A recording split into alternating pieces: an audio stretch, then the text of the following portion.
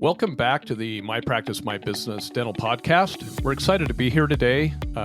This is our supplemental podcast we have in between our legislative podcasts. And Tracy and I really saw something really interesting a few weeks ago. And the title today is going to be When Power Turns Toxic, Bullying in Dentistry.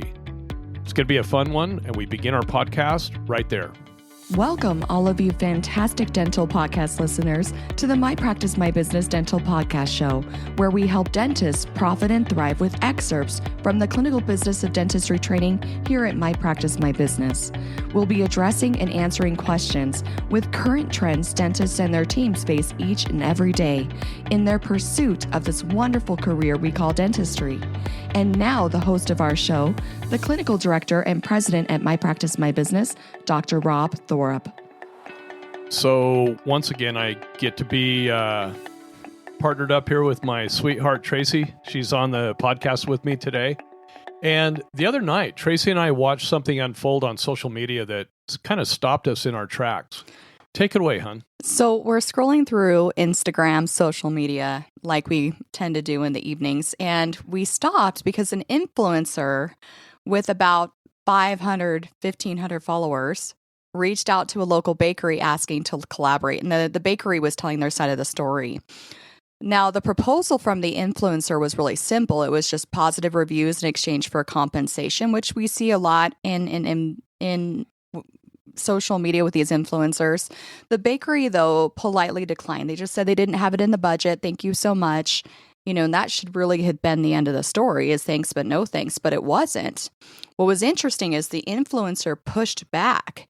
They said, well, I'm really honest with my critiquing of these places, and I will be nicer with toned down criticism as long as you at least give me free food. And the bakery is kind of looking at this person going, no, I'm sorry, but we're not going to do that. And that's when things really escalated very quickly with this influencer, again, who was so proud of her 15,000 followers. So all of a sudden, this influencer publicly attacks the bakery. She shows up, she has the food in front of her, talks about how you could have gotten it at, a box store like Costco, misleading information, exaggerations, and just turning the audience against the small business that really did nothing wrong. They just were existing. They said thanks, but no thanks. Now, this is where it gets cool. Is that in this case, it backfired and people saw for what it was. People were actually more committed to the bakery for standing up against this person who their intention was to bully.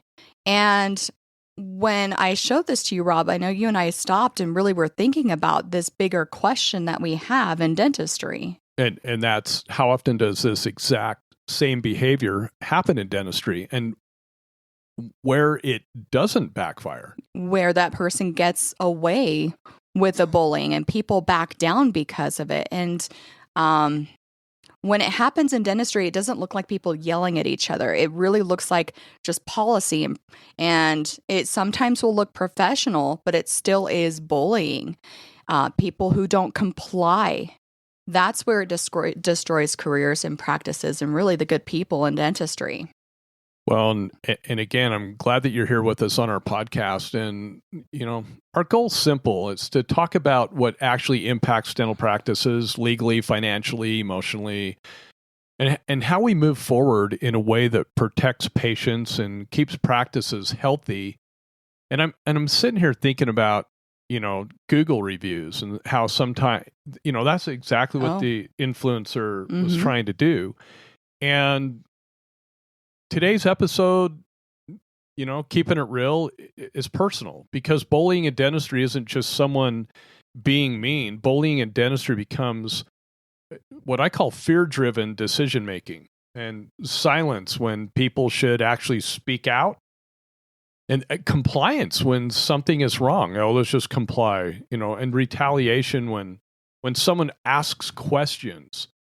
And those are the things that really bother me, because I hate those fear-driven decisions. And it's just like, oh, you need to have, Google reviews. You need to respond to bad reviews. And gosh, if we do, we got to be so careful about, breaking HIPAA laws. And there are a lot of things I'd like to say, but I just assume not. I'm not afraid of those. Let them happen. They're going to happen from time to time because people's perceptions of reality. And sometimes it's like, getting other people to respond to your reviews in a good way. That's what's going to drive to the top. But it also happens within the practices. And I mean, well, I wanted to say something just kind of upfront with everything. And that's that, number one, this is an anti-insurance episode. It's not an anti-association episode. But we rip on those all the time. All the time, out of love, right? No. Sometimes. We don't want to create enemies. It's ultimately about one thing. It's that bullying mentality, wherever it shows up and how it holds our profession hostage. And so if you're thinking about, oh, good, I'm talking about those people, stay with me, because these people and that mentality can really happen with anybody. It can be a CEO, a dental board leader, could be a bully, a consultant, practice owners, dental billing companies, claims processing teams. We're going to talk about that. And even we see this a lot on a Facebook group thread. What's interesting is I kind of took off on Google reviews because I know that some of you were thinking that that's where we were going to go with this whole podcast, but it's not. No. It's, when you say the CEO, I'm thinking of the CEO of a certain dental insurance company up in Wyoming. What a evil and, stupidity versus malice type person. That guy's both. Dental board leaders, welcome to Arizona's dental board, because there's far off base as they can get. Consultants out there that, I have to say the consultants, they try to do a good job. Most of them, many of them, okay, some of them, but they teach the same crap. And if you go outside of what they teach and they bully, they like beat their chest. And practice owners, we see that all the time, especially with oftentimes non-dental practice owners who think that they know the business of dentistry better than anybody else. And then and again, recently we've been fighting the battle on all fronts. I should say Tracy's been fighting the battle on all fronts, but a dental billing company that we just received an email from their legal counsel, and the fact that Tracy was nice to him in the email that we sent to him about misinformation from their company and concerns that I had on it. And it's a legal issue for their company. The fact that their legal counsel emailed Tracy back and said, thank you for wanting to talk with us and work it out and help us be better instead of going after us. I mean, I'm going to hand it to you, sweetheart. You're the good cop. I would not have been so kind. Well, we're going to try with these people, and hopefully they're not stuck in their ways, because they pride themselves. And we're going to talk a little bit on it later. On that particular one. And the goal, again, isn't to villainize. The goal is to identify patterns and replace those patterns with leadership, right? Correct. And I realized something important. I don't think we talk enough about what bullying actually is, especially in professional settings. So, here's a practical definition that I think fits dentistry. Here's my definition that was helped with by you. Bullying is the use of power, influence, or authority to intimidate, coerce, silence, or punish others, especially when those others question, challenge, or refuse to comply. I really like that definition, because I think about the people who feel that they are in power and should not be questioned, and that's exactly what happens. As soon as somebody questions them or questions the status quo, that's when the threats start. And that's a really great way to identify a bully in any profession. So breaking that down, bullying really isn't loud all the time. It could be somebody talking very professionally, but making things very firm to you, almost like, well, there are ramifications to what you tell me. And if you say otherwise, this is what I'll be doing. It's not always crude. It can be quiet, it can be controlled, and it can be strategic. But usually it has some traits in it. I know you and I talked about those traits. Oh, yeah. A power imbalance. And someone has leverage, money, or authority, a credential, a title, a platform, or a gatekeeping role, or a plaque hanging on their wall. That power imbalance, that's number one that we see. So then there's pressure or intimidation. this is where they have that tone, right? The warning that they have, an implied threat, something meant to make you back down. And retaliation when questioned, like not curiosity, not dialogue, but retaliation. And when you receive that email from the attorney, I really thought the legal counsel from that company, I really thought that they were going to try and come out after us. And that person didn't. And another one, the attorney CEO from an insurance company that you've been dealing with here lately. And now, Tracy and the CEO are BFFs, and they're working together to better dentistry in the state of Utah and beyond. Well, and you're going to start noticing, if you're listening in 2026, that the tone of our podcast is going to shift a little bit to more collaboration. Now, going on to that. Well, don't we always see everybody thousands of dental team members that have been through our training. Mm-hmm. The first thing that we teach about is work with the insurance companies and not against them. Oh, just this morning I saw so many drop insurance. They're never going to change. And I wish I could tell them what we're working on in the background. I know. For those clients and non-clients. But the big thing for me is if there's a company that we reach out to, whether it's an insurance company, a billing company, a consulting company, and I'm reaching out for clarification or to make suggestions, if they respond back with just curiosity and openness, I'm good with it. But bullying is going to be when they have no curiosity, no dialogue, they retaliate immediately against whoever is questioning them. Yeah, with threats, legal threats, financial threats. We're going to kick you out of the network. Reputational threats, like that story you told earlier. Yeah. Network threats, we're going to kick you out of the network. Credential threats, you're going to lose your license if you don't do this or that. And the bottom line with this is just fear, because people are using fear as a management tool. And that's what these bullies do. It's the biggest one, because fear becomes the enforcement mechanism behind everything that they do.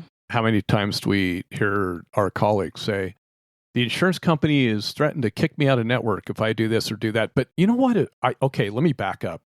No, it's not the insurance companies that threaten that as much as it is you being lied to by consultants and leadership members.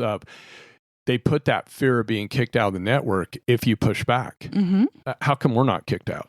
That is really weird that we're not. Heaven knows that we're the biggest pusher backers in the nation.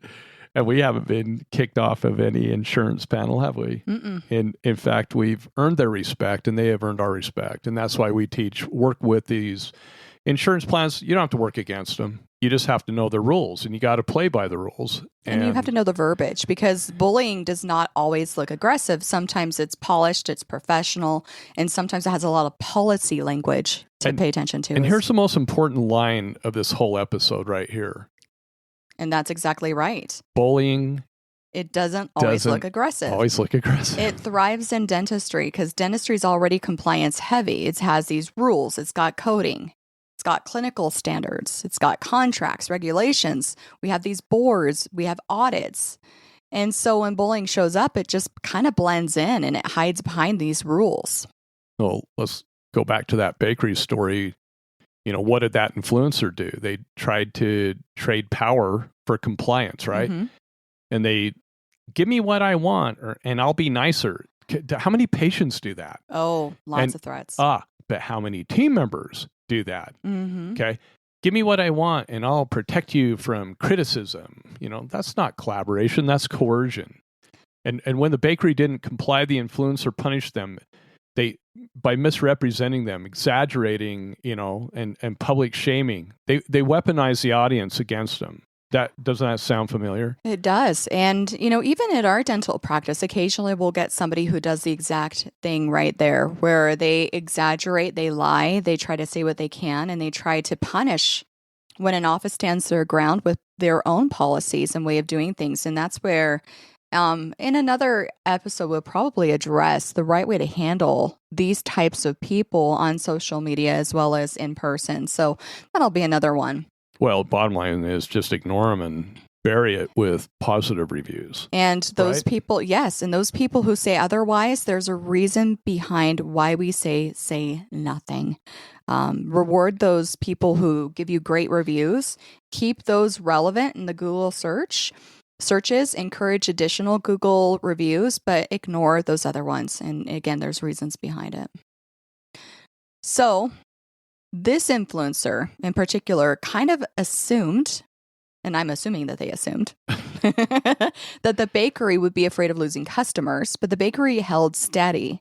And the public responded with something really powerful because they recognized the manipulation when they saw it happening, especially when the bakery was able to stand there and post something in response, which unfortunately we can't do too much with social media in dentistry, but I loved it. Yeah. Now imagine that same dynamic in dentistry where the audience is a network and the followers are covered lives and the platform is a contract and the punishment is your livelihood. Mm-hmm. In dentistry, when this behavior happens, it often doesn't backfire because the power imbalance is bigger. And that's why we need to talk about it. So let's talk about the first place bullying usually shows up in dentistry, and that's in insurance leadership. Ooh. And I want to be fair here. I've ripped on some CEOs, but I've honestly met some genuinely kind, thoughtful leaders in dental insurance and people who listen. And I know, sweetheart, that you have way more experience with communicating with those people. Shoot, we had a representative from the UDA on a phone call with the CEO of one of the major insurance players, and she was like, "Oh my gosh, what a conversation!" You know, we've never had conversations like that here at the UDA with insurance companies, and that's what we do. That it's kind of like, you know, I don't know. It's a good old boy network. You don't have to be afraid of the insurance companies. You can talk with them and collaborate with them, because what you're going to find out is people actually care. As the one person from Regent said, we're not here to make you go bankrupt. We want to help you be profitable, but you've got to learn business skills. And she's grateful that My Practice, My Business, our company, teaches those business leadership skills. But I've also encountered leaders who fit this definition of bullying most perfectly. And you'll see it in patterns like refusing dialogue. They won't even talk, not just because they're busy, because they don't want their methods questioned. Yeah, exactly. Or no nonsense personas that translate to disrespect too, you know. And that's really when that tone just makes us feel disposable. It is how it is. Take it or leave it. If you don't like it, you can leave. And then we see policies that are layered on top of policies, which are policies that are created that you never signed a contract for, but they just layer the policies anyway and try to force you to uphold them, right? And they steadily erode our profitability, and we become more dependent on volume, which we're seeing a lot in Northwest. When a major insurance company was really pushing these providers to focus on volume, and one day they'll get an increase. But all they waited was for that 80% patients come through. And once they have the majority, they can do whatever they want with their policies and downgrades and alternate benefits and not covering things and lowering fees. That's another form of bullying in itself. And then the key moment, we push back. Let's say the dentist does push back with these bullies, and they don't get dialogue. They don't get any type of curiosity. They don't get somebody saying, help me understand this. Instead, they're going to get retaliation. They're going to get threats, legal posturing. We've seen that in a neighboring state, accusations. And what's the name of the tactic, Rob? Fear becomes the enforcement mechanism, and that's what we've seen happen. But I want everybody in this audience to understand, this is not just with the dental insurance companies. Oh, no. We have seen this now with the state dental boards. We've seen it with we've seen it with leaders, association leaders. We've seen it with our own ADA, which we will be talking about. And so when this fear becomes the enforcement mechanism, I want you to hear this carefully. This isn't just hurt feelings. This is not about being sensitive. This is fear-based enforcement that causes real harm. So what happens is dentists will stop innovating. Then practices stop upgrading care. Teams stop asking questions. They just comply with everything. They give up. They write off thousands of dollars every month that they never had to. And because you can't pay for the services you provide, the patient's options will shrink as a result. And then that compliance becomes obedience instead of integrity, I think. Integrity, where confusion lacks, what's it? I forgot my statement that I was going to make. I know which one it is. Yeah. And one of you is going to reach out and go and shake us through this podcast going, Rob, remember this as a statement. But it has to, confusion will prevail. If you can't, where vision lacks, confusion prevails. There you go. We got it. Alzheimer's not there yet. It's coming soon, I'm sure. Hey, not to change subjects, but have you seen the new drug they have out it's reversed Alzheimer's in rats?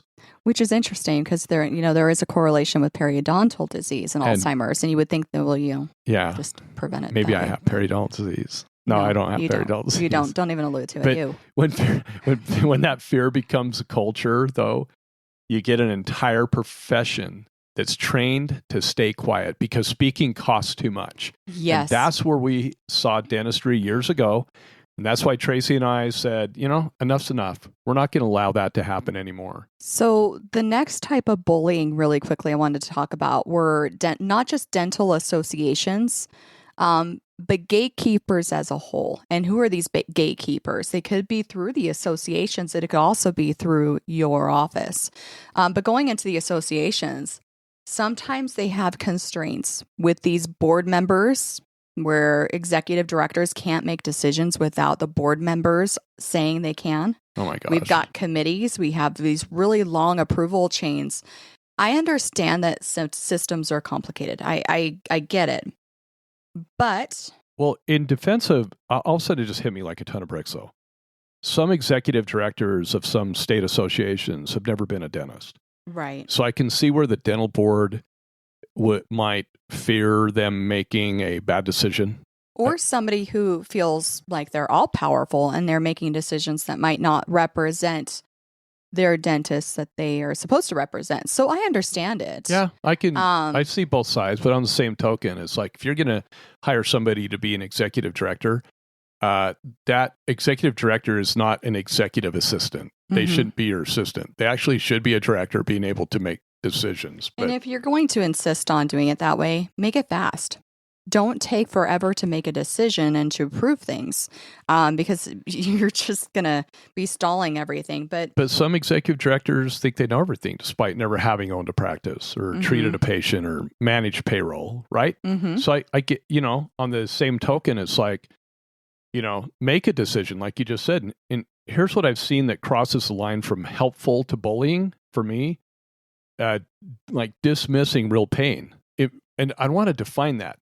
The dentist will come to the association, help. We need help. Insurances are overreaching.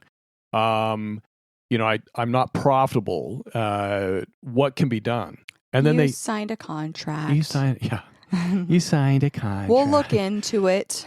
And then we've seen smirking behind computer or phone screens when we've met with some of these executive directors and dental leaders of other states. They don't like being told that their baby's ugly. No, they don't.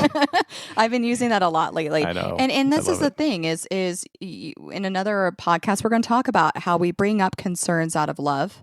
But when you can't take criticism and you think you know everything, that's where problems happen. And that's the point, is when you're legitimately coming to anybody with a concern and all they're doing is smirking behind their computers or phone screens and obviously texting each other, this is a problem. Or they minimize legal violations as dentist complaints. Well, give me an example.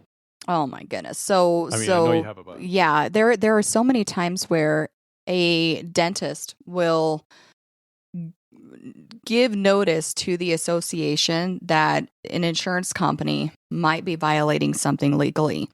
And these associations either know or don't know Sorry, I'm laughing now. that laws are being broken. No, they don't. Oh, it's But just, for the most part, they don't know. that dentist is just complaining. They're Is just that- complaining. There's no legal ramifications here. And you just kind of look at them and go, aren't you guys the first ones that should know about this? Again, you're representing these dentists, and if it's a complaint, everyone should be looked at. And How about- acting superior while having no practical experience with the consequences. And that we saw on the Arizona State Dental Board. Oh, absolutely. Yeah. Okay, great. And I want to say something many people are afraid to say, because you know what? I don't have a filter. So I will just say it. Silence can be a form of bullying. Absolutely. Not speaking up, because silence tells the victim, you're on your own. You signed like you said earlier, honey, you signed a contract. You're on your own. Or because we're all powerful and we have our own ideologies of how things should be, regional blocks shouldn't be charged. On pharma, buffering shouldn't be charged. You should just be doing free dentistry because that's the way it's always been. Forget the fact that it's a non-covered code and it violates the non-covered law. You should just give those things away. And then if we don't say anything, that silence protects the powerful. Mm-hmm. And you have to speak out against it. And dismissal is also that form of bullying too. It just being dismissed. No, just like when we started working with the UDA on passing laws, they dismissed you because you weren't a dentist and you weren't. I won't say it. Yeah, we won't go further with that one. Okay, yeah. But the relationship has changed since then. They needed some time to catch up with us. That's all. And you know what? It's when associations work together with companies like ours or any dentist in any area, that does what we do, great things happen. Well, you talked about dismissal, but indifference is also a form of bullying because it communicates to the doctor, whoever is raising the alarm, that your reality does not matter to us. Yeah, and when organizations that are meant to represent dentists do nothing, or they don't even understand the tools available to help them, dentists, they become isolated. That isolation makes them easier to control, but that isolation causes dentists to not join the state associations. Because they don't feel represented with this. And bullying doesn't just come from the top. It can be actually inside dental practices. What? Yeah, I know. And I've worked for doctors who refused to change. It was very my way or the highway. And there were a couple of times where if I questioned or challenged or offered new ideas, it was completely dismissed. Now, I was never in a situation where I was punished or fired, but we've heard of several situations like that with bullying in the dental field, and not just the owners, but we'll talk about those guys too. Well, I'm thinking about all the last few weeks. So, I mean, I feel like I've been bullying our staff around a lot because we've been pretty. I beat them up pretty good. But I think there's a difference between having to have constructive criticism when it comes to patient care and making sure that things are done right versus just bullying. People like come up with an idea or they hear about our company. Hey, doc, I want to train with My Practice, My Business because I know other people I know that have trained with them. They've done great. And the doc's like, no, I'm not doing that. I know what they teach. And no, you don't know what we teach, doc. You have no clue. Yep. And unless you've been to our training, we hear that all the time. I know what they teach. And then the docs who have that attitude come to our training, and office managers too, who can be very bullying. All right. And hygienists, seems like the back office team members, the assistants, are the sweethearts. They're the little angelic ones in the office. They're just happy to make it work. Yeah.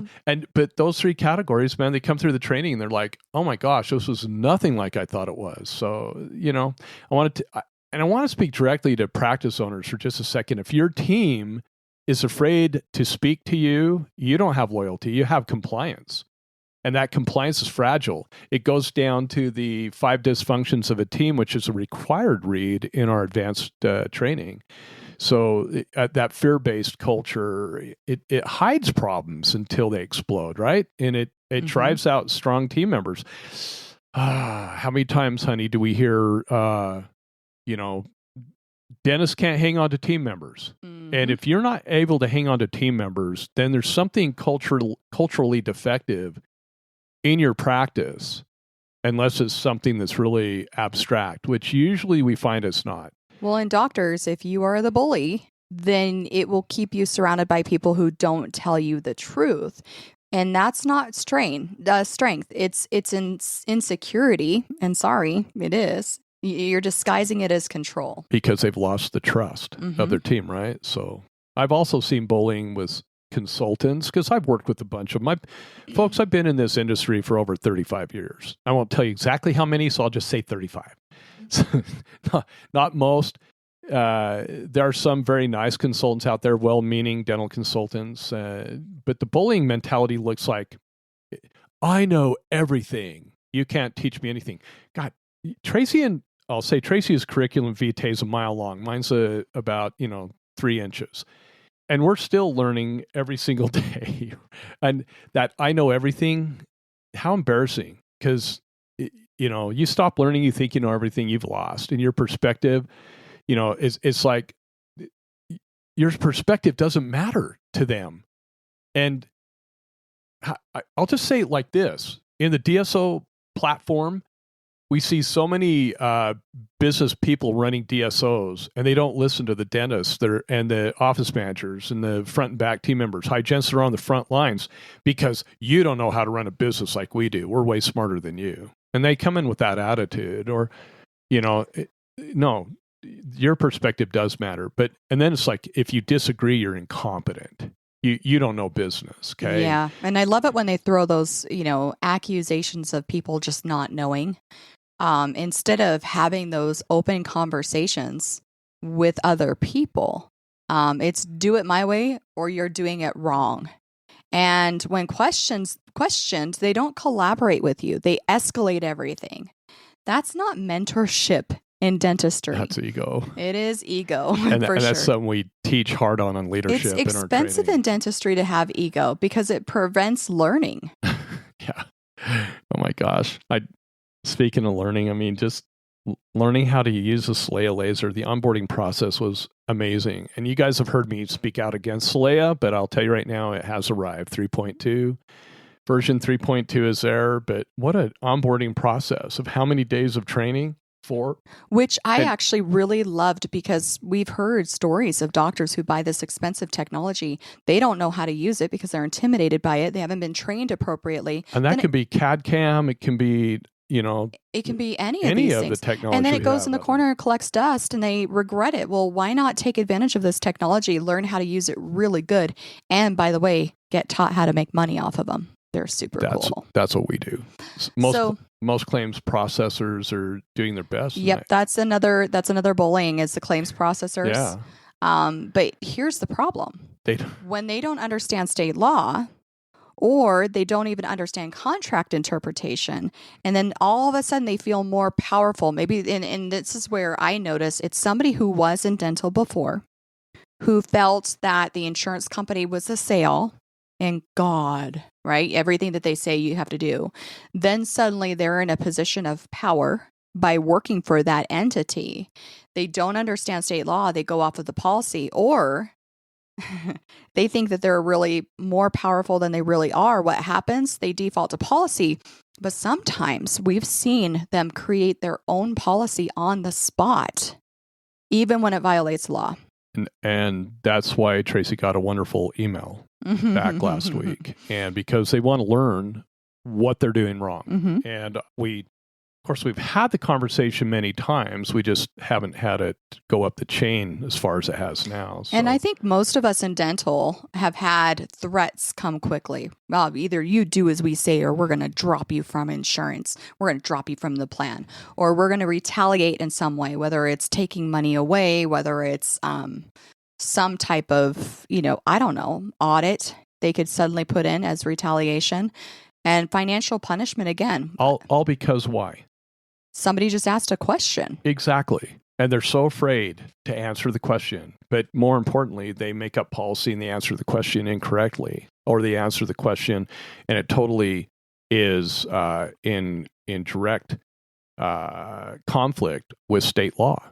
And I think that's mainly the key point. When the first response to any question is a threat, That is not compliance. It's coercion.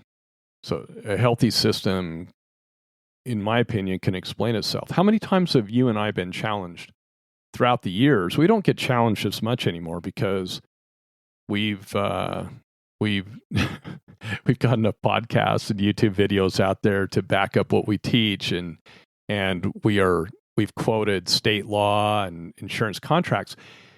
People still have their stupid ideologies of what they perceive insurance contracts can be or what they think they are, but they can't define it. They can't state their source. And a healthy system can explain itself. A bully system can't.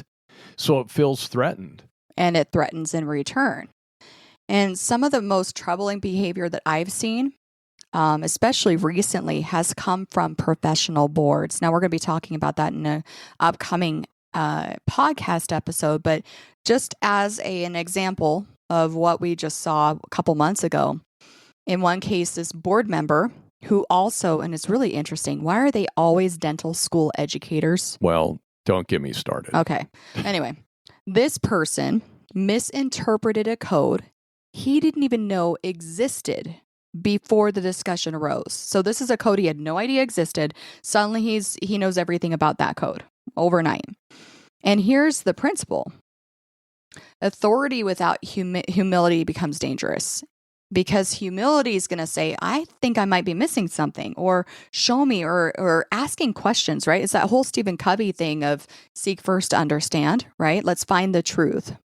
And then to be understood. Mm-hmm. Well, instead of curiosity or correction, there were threats, or a dismissal was threatened, and intimidation towards the very doctors that this board member was supposed to protect. And that's what really irritated me. So he turns to bullying. Yeah. And his bullying, we got to observe not just with this doctor, but with previous doctors before. He sat there right in the middle of the group saying, I am the truth. You need to either comply with what my thoughts are, or you're going to suffer the consequences. It was mind-boggling that this person was in that position, and he was the epitome of the definition of bullying and the definition of coercion. Mm-hmm. It without commensurate achievement to cite his sources of where the information was coming from, and our doctor was prepared, and he cited the sources, and that made him even more mad. Oh yeah, they cut him off in the middle of citing the sources. And what's interesting is we talk about silence being a form of bullying as well. The people that surrounded that person were silent, and that was even more infuriating, that they were not comfortable questioning this one person. Which, hey, why have a big giant board of 12 people if only one person has the say? Lots of board. And that, and then there's social media. Mm-hmm. Our good old friends, social media. A dentist or office manager asks a genuine question in how many dental social media groups have you and I followed, and we share with each other on a daily, weekly basis, and they're trying to do the right thing. And all of the responses align. Even if they're wrong according to contract or state law, someone offers a different perspective and immediately it becomes fraud, illegal, contract violation, as if they're talking from a position of authority, and they can't cite their sources, and they have no idea what they're talking about. And I feel horrible for these people who go on social media, because they think that this group is filled with people who know how to do their job, when in reality, they're just parroting misinformation to each other. And I know you and I were watching this and kind of just self-appointed expert. So this person goes onto this Facebook group, shows a screenshot of a part of a dental insurance contract, didn't see the rest of that contract. By the way, he was omitting 2 other sections that say contrary to what he was trying to say, but whatever. And he presented this partial information as fact. And it was, you guys need to understand this. This is a contract. That's the first phrase, isn't it? You need to understand. Mm-hmm. and I'm sitting there going, okay, first of all, this particular plan, the one that he was referencing to was very specific to a certain state-run insurance, and it varied in the other states surrounding him. And so that's one. This is not a universal contract that he was sharing. Anybody who questioned that one screenshot was immediately attacked, not just by him, but by other people who wanted to join the bandwagon. And I want to say this clearly. That is not education. It's intimidation disguised as expertise. And so if your default answer is fraud. How did you know that? I knew you were going to say that. Anytime someone asks a question, you're not protecting the profession. You're training people to be afraid of learning. And fear is what makes dentistry worse. And here's the pattern that I see across all of this, just from the 10,000 foot view, whether it's an influencer or an executive CEO or a dental board leader, a consultant, a doctor, a claims rep, or the online expert. When bullies are questioned, they don't explain. They threaten, they accuse, they escalate, because explanation, that requires confidence, and escalation requires power, and they're after power. And fear becomes that tool that keeps the system in place. And dentistry has fallen into an us versus them mentality. It's this cancel culture. It's drop the insurance plans. And they love burning bridges. I see so many bridges burned. We have built so many bridges with the insurance companies. And my wonderful listeners, I have to say, my sweetheart Tracy, she is the one that has actually bridged the gulf with so many insurance plans in our company and working on legislation. When they understand our position and we can actually speak to them intelligently with, business language, because they don't understand dental language. We're really, really good with dental language, but they honestly don't fully understand it. And they do not understand what we experience on the front lines. And so that's why it's been a blessing to have Tracy, with all that education, it finally paid off. She bridges the gap. She doesn't burn them. And here's the hard truth. I found that this mindset of bullying just doesn't work. And on both ends. On both ends. Yep. It may feel empowering for like 5 minutes. And it does. And I'm guilty. Yeah, that's true. I mean, it's like, don't think for a minute. All of you who know me know I am definitely not perfect, and this is not one of my strong suits. But it is Tracy's. There are times where you look back on something, and go, "Oh, I should have said it this way because it would have really gotten them, pissed them off more." Exactly. But it doesn't build durable change. No. And the systems don't change through isolation; they change through policy, which is really fun. I can't wait to talk about some policy changes that are going to happen with the big insurance companies. But collaboration, which we're going to talk about in an additional podcast, shared incentives, making sure that it's mutually beneficial. That's been something I've been saying a lot as well. And accountability, making sure that people are held accountable when they are bullying. And again, sometimes we do need to have regime changes with those bullies who cannot be changed, but those who don't know that they're bullying hopefully can hold themselves accountable and make change. Well, and you and I know that this has worked. Mm-hmm. And you, not me. I mean, okay, a little bit me, but you have. All right. Give yourself credit. Maybe 2% me and 98% Tracy. But we know it works because we've proven it. And we've proven that working with the insurance companies to change state laws or to create new laws in states that are all about insurance reform, we've proven that you working together is where you want to be. And we've worked with multiple insurance companies and state associations to help them pass laws that protect the dentists and protect the patients that they serve and still allow insurers to be profitable with their companies. That's something I'm really proud of. When we started with the bundling law, the first law for bundling in the nation, that was a pretty big fight. And then all of a sudden, the insurance companies started noticing that we weren't attacking them. And when we passed our 4 dental laws here in the state in 2025, it was really neat to see that they understood the intent of the laws and how they were made to protect both entities, actually all 3, including the patients. And so that's also why I'm really excited for this year and the 4 laws that we hope to finish and be done with. But who knows? And that's not fantasy land. It's reality. It's a win. That's what a win-win-win looks like. A win for us dentists and our teams, a win for our patients, and a win for the insurance companies. That's what it looks like. But it requires one thing that bullying mentality refuses to allow, and it's dialogue. So what do? We need to replace fear-based leadership with principle-based leadership. And Rob, I know we talked about what it looks like in dentistry. What's the first one? Well, something that I've had to work on for years. I still haven't mastered it, but you've got to ask before you accuse. So if someone says something that conflicts with your understanding, start with, help me understand what you're trying to accomplish here, and where did you find that information? Show me your source so I can better understand it. What's the contract language actually say?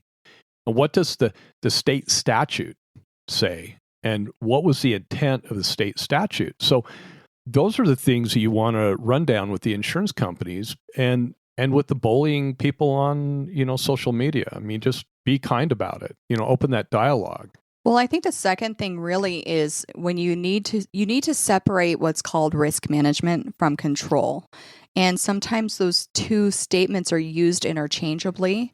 Risk management is a good thing. You always want to kind of look at things and say, what are the risks involved and the potential rewards, do they outweigh that? It's healthy. But when you start controlling, that's where it's not. Healthy risk management explains things, but bullying really will threaten. And you've done a great job in explaining our intent with the insurance companies and why we need the law. And I'm going to say it, and I probably shouldn't, but Tracy actually, with one of the insurance companies, they had a concern. And Tracy just said to him, well, why don't we fix it? Why don't we fix it with the law so you're not threatened by that particular situation?